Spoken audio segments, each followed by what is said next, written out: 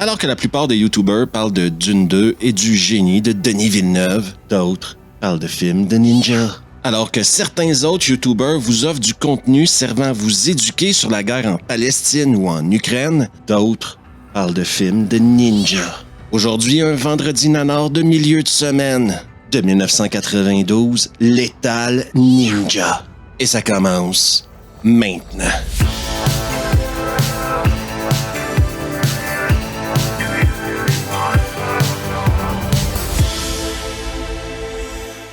Pendant longtemps, les terres resteront inhabitées tout autour des lieux où l'Adouba et le Katir déborderont. Le film commence par un psaume de Nostradamus. C'est un genre de psaume qui revient quelques fois dans le film, mais qui n'a en même temps aucun rapport avec le film, je crois. Je cherche toujours le lien entre ce film-là de ninja et Nostradamus. Mais bon, on est transporté en Afrique sur le bord d'une flaque d'eau où une scientifique fait des tests sur l'eau. Pas vraiment besoin de faire des tests quand l'eau fait des petites bulles comme ça, hein? C'est quand même un indicateur qu'il se passe quelque chose de pas normal. Le niveau d'acide augmente, les gens peuvent mourir. Bonne nouvelle, on n'aura pas vraiment le temps de parler de science. Un hélico se pointe.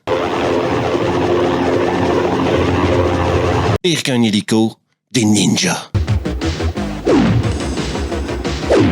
Des ninjas assassins. On a également la preuve que l'eau n'était pas super propre.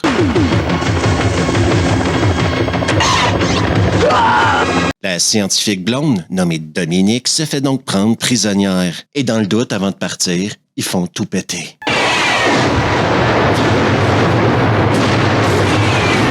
On se retrouve maintenant à San Francisco où notre héros donne des cours de peinture à des hippies qui puent. La création par la méditation. Heureusement pour nous, il est interrompu par un mec de la CIA. Souvenez-vous de ce mec-là, il revient plus tard dans le film. Toute l'expédition, excepté Dominique, a été massacrée à Mutangwe. On apprend que Dominique, la blonde scientifique qui s'est fait kidnapper en Afrique, est en réalité la femme du mec qu'on vient de rencontrer, Ford. Et que Ford n'est pas réellement un mec qui donne des cours de peinture à des hippies qui puent. Non, c'est un ninja. Attends, tu parles de ma femme, là, non? Une Américaine qui s'est fait enlever et tu me dis de ne rien faire? Sa mission est maintenant claire, il doit aller sauver sa femme. C'est un ninja après tout. Et pour ça, il va avoir besoin d'aide. Il va aller recruter son pote Black, Brannigan. Et laissez-moi vous dire que l'amitié masculine, il n'y a rien de plus fort que ça dans la vie. La dernière fois que je t'ai aidé, j'étais dans la merde jusqu'au cou. Alors pas question. Cette fois, c'est pour Dominique que je dois agir. T'es un enfoiré, mec. Dominique est captive, mais c'est pas ce que j'appellerais une captivité très difficile. Non, c'est pas comme si elle était dans le fin fond d'une cage, dans une grotte pourrie. Non, elle est dans un hôtel 5 étoiles. Mais elle est captive quand même. Ford et Brannigan arrivent en Afrique. Le nom du pays n'est pas spécifié. Qu'est-ce que vous voulez que je vous dise? Ça ressemble à l'Afrique du Sud, mais je suis pas certain. Et ils se pointent à l'hôtel, et là, le propriétaire de l'hôtel ne semble pas comprendre comment fonctionne un téléphone. On est en 92, pas en 1926. Malheureusement, téléphoner aux États-Unis prendrait plus de temps que la durée de votre séjour ici. Pour ceux qui auraient des doutes que nous sommes bel et bien dans un nanar, on décide de faire jouer une chanson au complet. La chanteuse a un rôle dans ce film-là à quelque part. Et quand je vous dis qu'ils la font jouer au complet, ce film-là dure 79 minutes. La chanson dure 4 minutes. Ford et Brannigan se pointent au bar et ils sont accueillis à bras ouverts par le mec qui a kidnappé sa femme. Prendrez-vous un verre pour nous pardonner? D'ailleurs, dans un film, quand tu vois un mec en costume blanc avec des gants noirs, c'est souvent un des méchants. Ils vont l'envoyer chier parce qu'ils ont des affaires à faire le lendemain. Oui, ils se retrouvent au cirque le lendemain, où ils vont se faire remettre un dossier par un de ses contacts de la CIA. C'était un homme brave. Ah ok, bon, on y va. À la sortie du cirque, boum! Dis donc, tu broierais pas du noir? Non, je m'éclate. Le pire, c'est que ça aurait pu être eux, hein? Par chance, en plus d'être un ninja, Ford est capable de désarmer des explosifs. Viens en Afrique. Tu y as tes racines. Et tu la fermes? Avoir eu l'idée d'amener Nostradamus dans un film de ninja, c'est ambitieux. Pour certains, ce sera un moment où leur conspirateur interne va s'exciter. Deuxième prophétie, d'après les conneries, enfin je veux dire les prévisions de Nostradamus. Qu'est-ce que Nostradamus vient foutre dans ce film-là? Est-ce que Nostradamus était si populaire que ça en 92 et c'est moi qui s'en souviens pas? Peut-être à cause de Nostradamus, mais tout ça semble faire réfléchir Joe Ford, notre héros, à plein de trucs. Il se rappelle qu'avant de rencontrer sa femme, c'était pas le même homme. Je me battais tout seul contre tous ceux qui ne partageaient pas mon idéal, enfin, ce que je crois. Brannigan le comprend. Ça te bouffe ton âme, ça te déglingue le cœur et le corps. On la retrouvera, vieux frère. Les deux mecs arrivent maintenant à une mine où il se passerait des trucs très louches. Tu sais que l'histoire vient de monter en intensité d'un niveau parce que Ford porte un bandeau. En plus, la mine est protégée par des ninjas. Par chance, Brannigan a amené ses flèches explosives.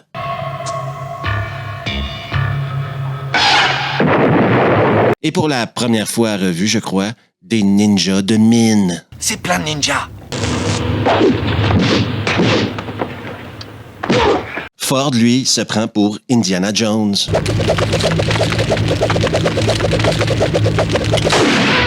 Pour des raisons qu'on comprend pas trop, ils décident de se casser de la mine. Et là, ils vont être pourchassés. On se retrouve donc à être témoin d'une chasse-poursuite. C'est vachement téléfilm 1992 comme poursuite. Oh non, un ravin. Sort de la voiture, bien sûr, en vie, commence à se balader dans la forêt et tombe sur une forteresse de ninjas. Quand la nuit tombe, Ford et Brannigan décident de se séparer. Brannigan, lui, va aller à l'usine chercher quelque chose.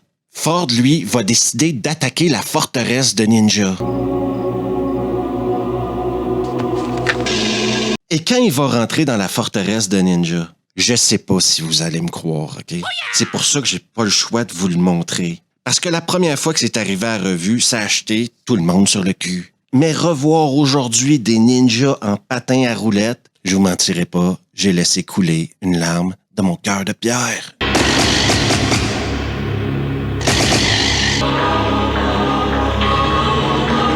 Si dans New York Ninja, on parlait d'un seul ninja en patin à roulettes, ici on parle de ninjas qui ont des chorégraphies de patin à roulettes.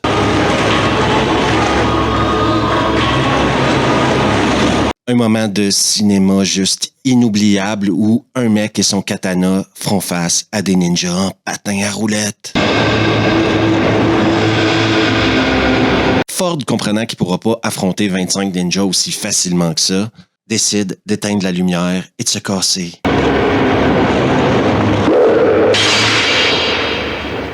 Brannigan, lui, se retrouve à l'usine où il y a ses propres problèmes à affronter. Là-bas aussi, il y a des ninjas. Par chance pour lui, Ford s'est téléporté.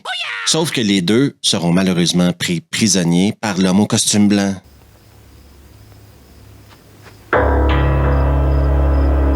Prisonnier ou pas, Ford garde son attitude de ninja. Et où est ma femme, sale fils de pute?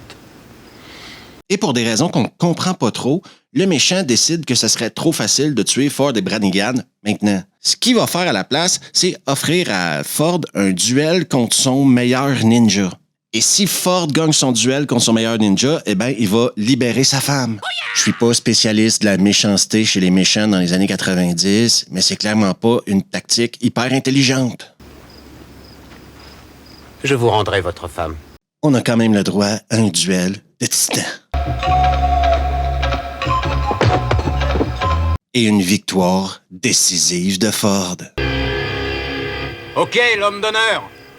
Alors, où est ma femme? Sauf que tout d'un coup, le patron de l'hôtel se pointe. Oui, parce que derrière tout ça, c'est le patron de l'hôtel qui tire les ficelles. Lorsque vous concluez un marché, monsieur Ford, vous devriez vous assurer que la personne avec qui vous le faites est la bonne. Les mecs se retrouvent dans une genre d'usine prisonnier, OK? Sauf que ce qu'on savait pas et qu'on apprend maintenant, c'est que la chanteuse qu'on a vue chanter au début, elle était agent double. Elle s'était infiltrée en étant la copine du patron de l'hôtel, mais également, c'est elle qui va venir sauver Ford et Brannigan. Coupez le courant et faites-nous descendre. Elle va même leur dire où trouver la femme de Ford. Vous savez où est ma femme? Elle est à l'hôtel. Et c'est maintenant l'heure pour Ford de poser les bonnes questions aux bonnes personnes. Alors c'est ça. C'est là où vous la retenez. Enfin, un couple heureux réuni. Chérie, ça va aller.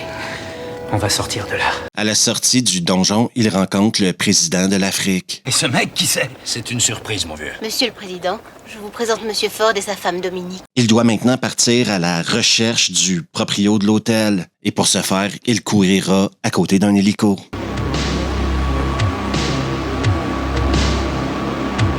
Bastonnera du ninja. Confrontera le patron de l'hôtel.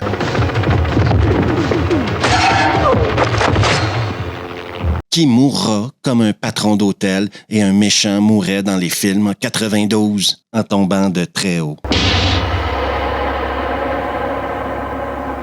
Et c'est la fin de Lethal Ninja. Lethal Ninja de 92 à ne pas confondre avec Lethal Ninja de 93. Vous verrez en faisant des recherches que 2 films du même titre sont sortis une année après l'autre, mais qu'il y en a un qui a un deuxième titre qui s'appellerait Ninja Mission. Mais bon, parlons du film que je viens de vous faire peut-être découvrir. Il s'agit ici clairement d'une copie d'American Ninja. On essaie de copier le côté Dudikoff James, sans vraiment y arriver. Tu peux pas essayer de copier la perfection. Par contre, moi j'en viens à la conclusion que les films de ninja sont un genre en eux-mêmes. On peut les classer dans le nanar, bien sûr, parce que vous avez bien vu ce que je vous ai montré, quoi. Mais c'est des films de ninja, quoi. Tu peux pas prendre un film de ninja au sérieux. C'est juste du divertissement, quoi.